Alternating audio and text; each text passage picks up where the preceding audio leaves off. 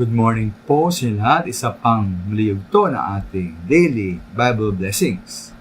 Pamagat po na ating araling ngayong umaga ay ang mga veteranong nanay. Ang mga veteranong nanay. Alam niyo mga minamahal na may natanging mga tungkulin ang mga may edad na babae o mga tawag na mga veteranong nanay sa ating iglesia?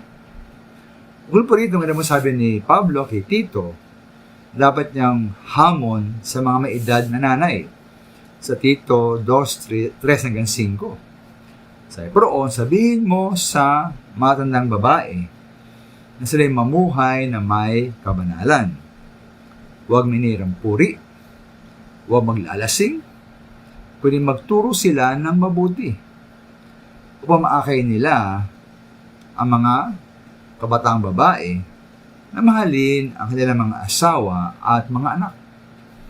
Ang mga kabataang ito ay kailangan ding turuan na maging mahinahon, malinis ang isipan, masipag sa gawaing bahay, mabait, at masunurin sa kanilang asawa upang walang masabi ang sinuman laban sa salita ng Diyos ang dahil sa kanila. Kapit naman minamahal, una po ay ang tungkulin ng mga veteranong nanay sa kanilang sarili.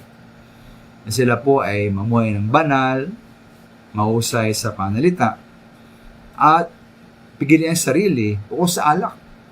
Ikalawa po, sila dapat ay mag-akay at magturo sa mga kabataang babae kung paano mamuhay ng maayos.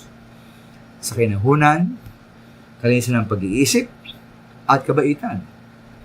Dapat na silang turuan o sa tahanan na mali na kanilang asawa at mga anak.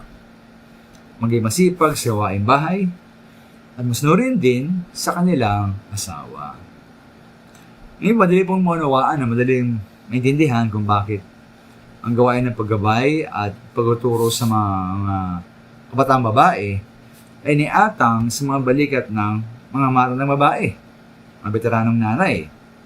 Dahil magamit po nila ang kanilang karunungan at kaalaman, buwan ang kanilang karanasan sa sarili nilang pamilya para sa kanilang pagtuturo. Kaya naman mga minamahal, no? Sa mga veteranong babae sa ating iglesia, nawapit ka lang ginaganap sa ating iglesia ang malang gawain ito para sa mga kabataang babae. Salamat po.